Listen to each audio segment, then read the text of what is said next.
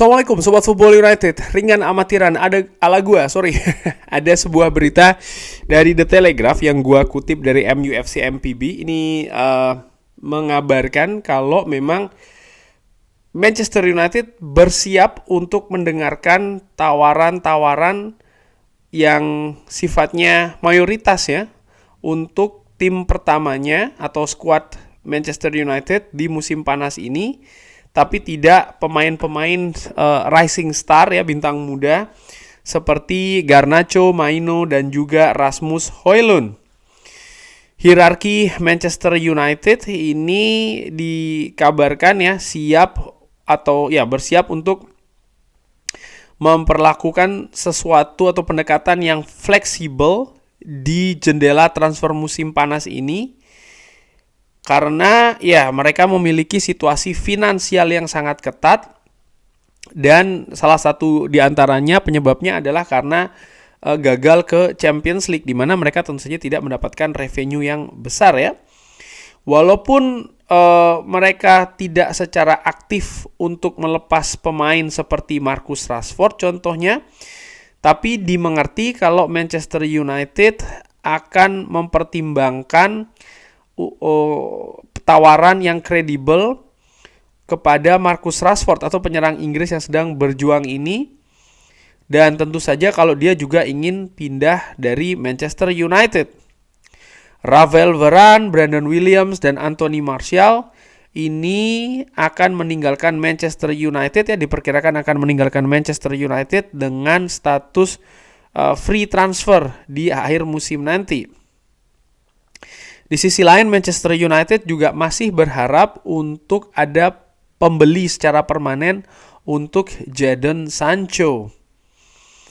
Oke, itu tadi kabarnya. Ini kurang lebih sama seperti yang gue sebutkan sebelumnya, kalau Marcus Rashford akan dilepas juga kan ya. Kalau memang dia ada tawaran tinggi yang datang dan dia ingin meninggalkan Manchester United. Tapi menarik juga bahwa ya situasi finansial dari Manchester United ini akan sangat ketat musim depan. Tidak ada Champions League ya kan, lalu juga bagaimana situasi financial fair play. Dan seperti pernah gua bahas juga, kalau situasi finansial ini akan jadi salah satu fokus perbaikan, salah satu perbaikan utama bahkan dari Ineos di tahap awal ini. Karena tentu saja Ineos ingin membangun banyak hal di Manchester United, ingin membangun skuad juga, tapi modal utamanya ya tetap berupa dana ya kan, uang, situasi finansial. Dan di musim panas nanti menurut gua ada banyak keterbatasan. Oleh karena itulah tidak cukup leluasa Ineos ini akan bergerak. Contohnya, nomor 1, pelatih. Katakanlah mereka ingin mengganti Erik ten Hag, tapi ada situasi finansial juga. Belum lagi mereka juga harus mencari manajer baru yang akan datang.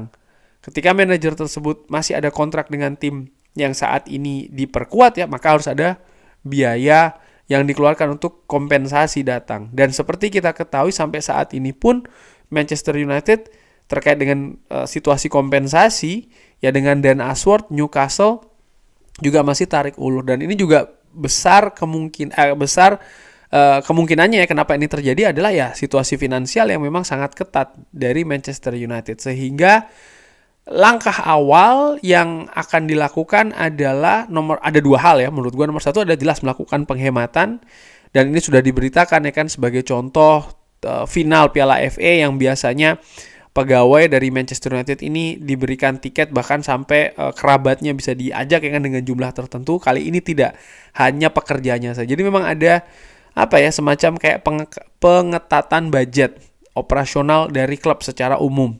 Nah, ini nanti juga menurut gue akan menyalur ke bawah ke operasional sepak bola. Akan sampai sana. Jadi akan ada pengetatan termasuk juga nanti di bursa transfer. Yang akan diutamakan adalah nomor 1, menurut gue secara dengan amatiran, melepas pemain yang kontraknya habis. Itu dulu. Sama seperti ketika musim panas 2 tahun lalu ketika Erik ten Hag baru pertama kali masuk kan ya. Jadi ada pemain-pemain senior yang utamanya gajinya tinggi, kalau kontraknya habis akan dilepas. Tadi kan disebutkan ada Anthony Martial, lalu Brandon Williams, dan juga Raphael Varane. Nah, khusus untuk Raphael Varane ini kan gajinya termasuk salah satu yang tertinggi di Manchester United. Nah, prioritasnya adalah tidak diperpanjang. Lalu yang nomor 2, ya melepas pemain-pemain yang memang dikategorikan akan dilepas. Nomor 1 jelas pemain yang saat ini tidak berada di skuad Manchester United. Pemain seperti Donny van de Beek, pemain seperti Jadon Sancho, termasuk juga Mason Greenwood. Menurut gua ini akan dan tadi Brandon Williams juga kan, artinya tapi Brandon Williams kontraknya nggak diperpanjang. Oke, ini yang pemain yang akan dijual. Jadi menurut gua ini konsentrasinya akan lebih dijual. 3 pemain ini setidaknya yang kali ini yang sampai dengan saat ini memang tidak berada di skuad Manchester United. Lalu juga melepas pemain-pemain yang saat ini berada di skuad ketika ada tawaran yang datang.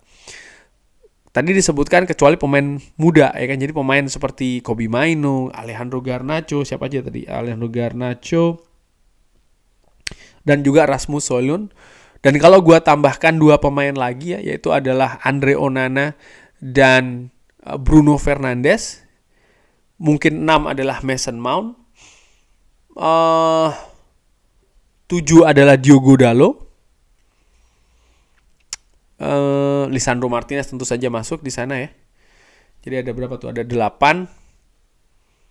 Mungkin menurut gue sih hanya 8 pemain ini yang pasti tidak akan kemana-mana, akan dipagari betul. Jadi ada Lisandro Martinez, Diogo Dalot, Andre Onana, Rasmus Højlund, Kobbie Mainoo, Garnacho, Bruno Fernandes. Itu sih menurut gua yang diplot tidak akan kemana-mana, artinya benar-benar dipagari oleh klub. Sementara pemain lain menurut gua kemungkinannya sangat terbuka untuk dilepas, termasuk Harry Maguire, termasuk misalnya Scott McTominay, apalagi pemain seperti Christian Eriksen.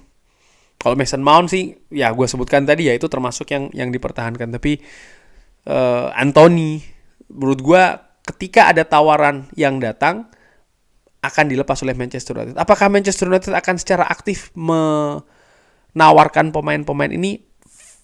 Feeling gue, asumsi gue tidak sih. Yang akan aktif dilakukan artinya fokusnya menjual pemain yang saat ini tidak berada di skuad Manchester United. Ya salah satunya 3 pemain itu tadi. Tujuannya untuk menambah pemasukan. Nah, dari situ juga membuat semacam kayak pemikiran lagi bahwa musim panas nanti nampaknya konsentrasi lebih ke memperkuat sektor finansial ya, dengan tidak memperpanjang kontrak pemain yang habis. Nomor 2, ya melepas pemain yang saat ini tidak berada di Manchester United ya. Tadi gue sebutkan. Dan nomor 3 adalah ketika ada tawaran masuk. Nah, ini pemain-pemain yang memang tidak masuk dalam yang dipagarin itu akan dilepas. Lalu bagaimana memperkuat skuad dengan mendatangkan pemain? Asumsi gua Manchester United akan sangat ketat sekali nih. Artinya untuk mendatangkan pemain yang premium peluang itu kecil. Karena tujuannya di bursa musim panas nanti pengetatan. Jadi masih secara ketat. Namun kan tidak mungkin tidak mendatangkan pemain baru. Pemain baru tetap aja akan didatangkan, tapi itu tadi dengan situasi yang sangat terbatas. Jelas nama-nama besar menurut gua kecil kemungkinan akan hadir di Old Trafford. Kalaupun ada mungkin hanya 1 saja ya. Dan lainnya ya tidak akan leluasa. Oleh karena itulah pernah disebutkan kan di beberapa berita yang pernah gue sampaikan juga di Football United kalau salah satu tujuan ataupun goal di musim panas nanti adalah posisi lini depan, lini belakang, tengah, dan bek kiri. Ada 4 ya kan. Dari situ gue berpikir tentu saja ada prioritas ya. Mungkin seperti kayak lini depan itu merupakan prioritas utama. Lalu setelahnya mungkin lini belakang, tengah baru bek kiri. Menurut gue demikian. Dan itu pun juga tidak mendatangkan pemain yang premium semua di posisinya gitu loh. Mungkin hanya 1 posisi saja yang datang premium ya. Feeling gue yang akan didatangkan secara premium itu dengan target pemain premium yang akan hadir adalah pemain lini belakang. Feeling gue demikian. Sementara untuk posisi tengah, posisi depan, contohnya depan jelas akan diperkuat dengan pemain baru, tapi bukan pemain yang premium. Yang harganya mungkin ya pastinya tidak mahal ya, mungkin juga bahkan gratisan, itu bisa saja terjadi. Apalagi sudah ada Rasmus Højlund yang jelas akan dipagari dan memang akan dikembangkan lagi kan proyeksinya sebagai striker utama Manchester United. Lalu untuk posisi kiri dan juga tengah, ini akan melihat bagaimana situasi di pasar gitu. Kalau memang ada pemain yang bagus dengan harga murah, baru mereka akan bergerak. Kalau tidak, feeling gue secara dengan amatiran nampaknya tidak akan secara aktif banget bergerak Manchester United di bursa transfer nanti. Dan ini ya artinya akan sangat terbatas pergerakan mendatangkan pemain. Lebih bagaimana memperkuat finansial dulu. Sekaligus juga ini akan menjadi tantangan sih menurut gue dari pelatih baru dari Manchester United. Atau maksud gini, bukan pelatih baru, pelatih di musim baru Manchester United. Artinya bisa saja Erik ten Hag ataupun pelatih lain. Dari situ jelas ya akan seperti apa kira-kira nasib dari Erik ten Hag perkiraannya. Dan gue menilai, oke, dengan kualitas yang mungkin tidak terlalu drastis berubah di musim panas nanti, lebih banyak mengandalkan pemain yang sudah ada ya, tentu saja pemain yang tidak ditawar oleh tim lain, maka harus ada perbaikan yang esensial juga di Manchester United. Apa itu? Melihat dari situasi musim ini ya, sekali lagi mempertimbangkan situasi di bursa musim panas nanti, manajemen harus memperbaiki tim medis Manchester United. Ini menurut gue hal yang wajib untuk dilakukan. Karena situasi skuad musim ini sajalah. Ketika skuad itu hampir penuh saja, hampir komplit, permainan berbeda, hasil juga berbeda. Kok bisa ngomong gitu bang? Awal tahun, ketika Lisandro Martinez hadir, ketika Luke Shaw ada di sana, Manchester United bisa memainkan sepak bola yang jauh lebih enak. Hasilnya pun juga lebih bagus. Bahkan meraih ya tidak terkalahkan dalam beberapa pertandingan secara beruntun.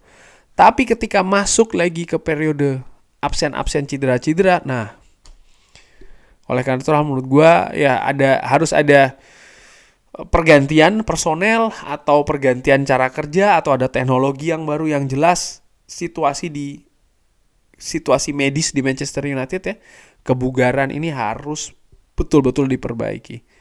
Salah satu hal yang juga harus langsung diperbaiki juga bagaimana persiapan nanti tour di Amerika. Walaupun memang pastinya akan dibungkus dengan situasi komersil, tapi bagaimana persiapan ini juga penting. Jarak jangan terlalu jauh, jadwal jangan terlalu ketat. Musim panas kemarin menurut gue terlalu padat ya. Dan efeknya bisa sampai dengan musim ini gitu. Dan jangan lupa musim panas nanti juga ada Copa Amerika, akan ada Piala Eropa ya kan. Ini juga harus diperhatikan sehingga ya manajemen yang baru ini juga harus fokus ke hal tersebut sehingga musim depan sekali lagi ya mau siapapun pelatihnya dengan situasi yang gue perkirakan skuad penambahannya ini akan tipis tapi ketersediaan pemain ini bisa lebih bagus. Ini sangat krusial untuk musim depan. Kurang lebih demikian ya membahas tadi artikel bagaimana Mursobat Football United. Seperti biasa drop di kolom komen. Terima kasih sudah menyaksikan. Jangan lupa like dan juga sholat. Wassalamualaikum warahmatullahi wabarakatuh. Thank you.